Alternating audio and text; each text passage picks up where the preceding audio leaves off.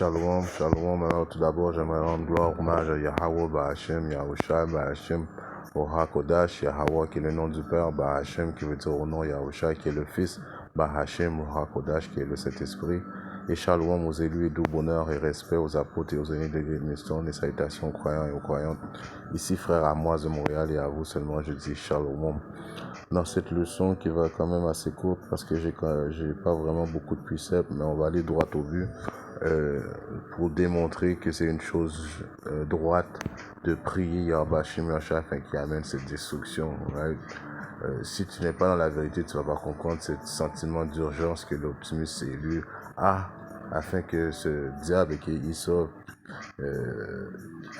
celui que la terre a été livrée, right? Car la terre a été livrée aux mains de l'impie, et l'impie sur terre, le diable sur terre, c'est Issa, et demander à Yahweh Shim Yahshua, il a mis la destruction sur Issa, de lui enlever sa domination sur l'emprise de la terre est une chose juste pour Yahweh Shim Yahshua, et il nous suggère de le prier constamment afin qu'il puisse abréger les jours, afin qu'il puisse venir le plus vite possible nous délivrer de l'emprise de ce diable, right?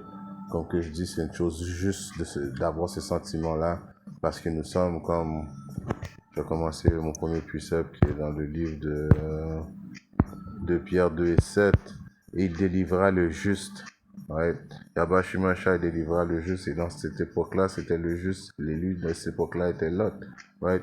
Hérité par le comportement répugnant des immoraux. Alors Lot qui devait voir des comportements immoraux dans la ville de Sodome et Gomorrhe qui ressemble aujourd'hui, c'est où Sodome et Gomorrhe spirituellement présentement? C'est aux États-Unis, là où on sait que les hommes veulent être des femmes et des femmes veulent être des hommes, ils veulent coucher avec des animaux et ils n'ont rien à leur limite. Donc Lot était hérité par le comportement répugnant des gens immoraux, et c'est de la même manière que nous sommes des optimistes élus de cette époque-là, nous sommes répugnés, nous sommes écœurés, nous avons hâte, nous prions Yahweh Shim Yahshua constamment afin qu'il raccourcisse les jours, afin qu'il puisse nous délivrer de l'emprise de ce diable. On est écœuré de la pollution qu'il amène sur la terre, on est écœuré de la destruction qu'il fait à la nature, on est écœuré des modifications qu'il fait dans la nourriture GMO, on est écœuré des McDonald's, des fast-food. On a juste hâte que Yahweh Shim Yahshua envoie son fils afin qu'il puisse remettre la terre en ordre, right? On demande ça à Yahweh Shim Yahshua constamment, right? Si on regarde un précepte qui est dans le livre de Matthieu 24 et 22, il est écrit: et si ces jours-là n'avaient été abrégés, aucune chair ne serait sauvée. Alors si c'était pas pour Yahweh Shim Yahshua qui raccourcit ces journées-là, right? C'est pour ça qu'il faut le prier constamment en fait pour qu'il raccourcisse ces journées-là. Aucune chair ne serait sauvée alors, et qu'Issa aurait détruit la création, right? Aurait détruit tout le monde, aurait détruit la nature, aurait détruit tout, right? Mais grâce à Yahweh Shim Yahshua, il a abrégé cette journée-là. Issa aurait déjà tout mis tout le monde sur l'emprise, sur son emprise. Il aurait déjà arrivé avec la marque de la bête, right? Il aurait déjà si ça aurait été pour Issa, il y aurait déjà eu un gouvernement alphabétique, right? Tout le monde dans le gouvernement de Issa aurait été des alphabétiques, right? Mais à cause des élus, ces jours-là seront raccourcis. Donc c'est grâce aux élus que ces journées-là ont été raccourcis, à cause de la bonté qu'Yahweh Shim Yahshua a démontré à ses élus, right? Et de la promesse qu'il a fait à nos ancêtres. À cause de ça, les jours seront abrégés, right? Afin que Yahweh Shim Yahshua vienne le plus vite possible nous sauver. C'est pour ça qu'il est écrit dans le livre de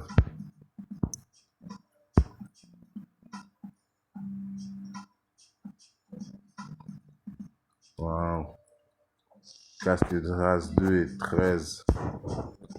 Il est écrit: allez et vous recevrez, demandez que pour vous les jours soient peu nombreux.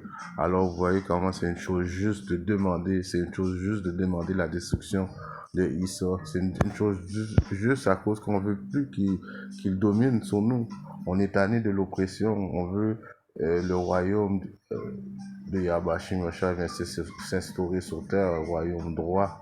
On attend la vie éternelle. On est tanné de pécher envers notre Créateur. Donc, allez et vous recevez. Demandez que pour vous les jours soient peu nombreux et abrégés. Déjà le royaume vous êtes préparé, veillez. Alors le royaume nous est déjà préparé. Ouais, c'est là que le royaume nous est déjà préparé. Ouais. Donc c'est une chose juste d'après Yabashim Macha de le prier, de lui demander d'amener la destruction le plus vite possible.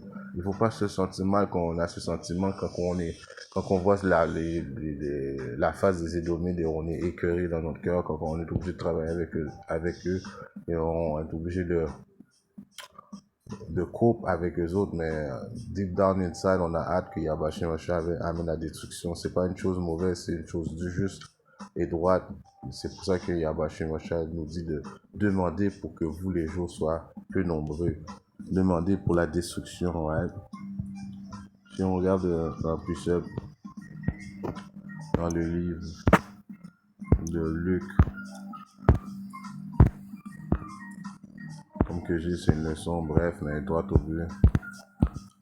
Si je regarde dans le livre de Luc 12 et 32,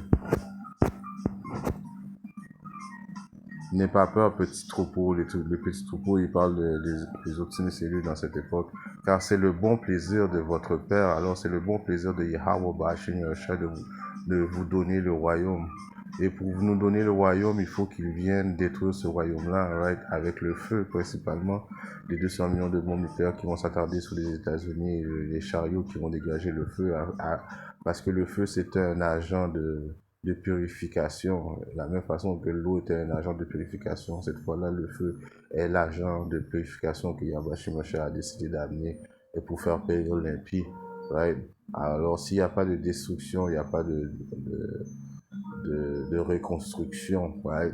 Comme que les Édomites, la tactique d'amener l'ordre pendant le désordre, ils ont tous pris ça de Yahweh Moshiach. Yahweh Moshiach va ramener l'ordre dans le désordre. Right? Donc, c'est une bonne, c'est car c'est le bon plaisir de votre Père de vous donner le royaume. Right? Après qu'il a détruit, right, purifié cette terre, il va le donner à son fils et son fils va partager le royaume avec les élus, avec la nation d'Israël à jamais. Right? On regarde un autre push-up. Dans le livre de Isaïe 51 et 14, il est écrit le captif exilé. Right? Le captif exilé, il parle de qui? Il parle de nous qui sont dispersés dans les quatre coins du monde, right? Qui sont dans des pays, right? Exilés, dispersés dans les quatre coins du monde.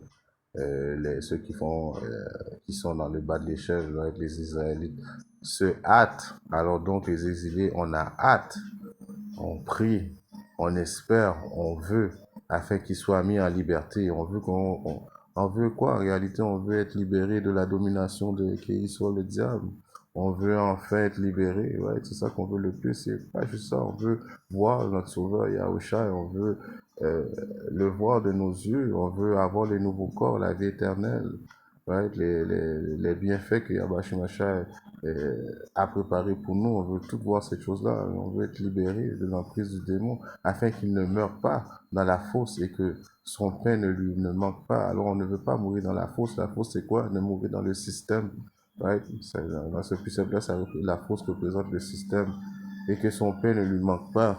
Ouais, on ne veut pas manquer de pain, on veut être libéré. Donc on a hâte. On prie constamment Yabashim Yashai. On est, comme on est écrit, on est hérité par le comportement répugnant des immoraux de Pierre de 7.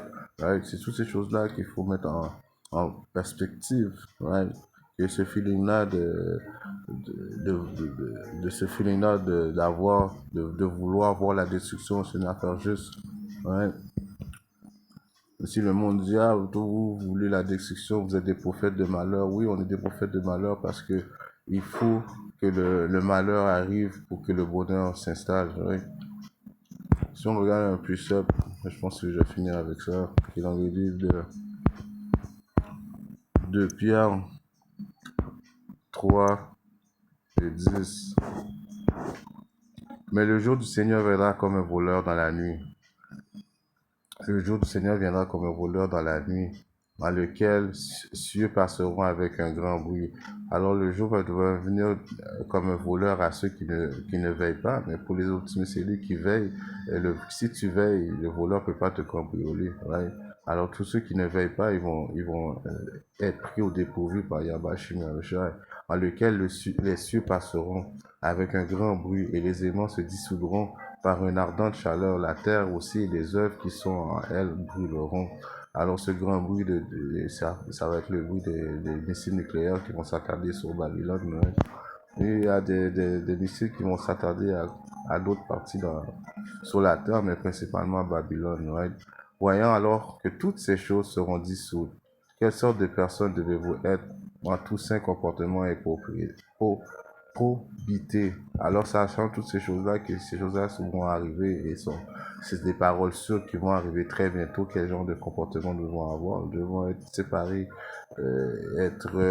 donc on dit saint, ouais, et avoir un comportement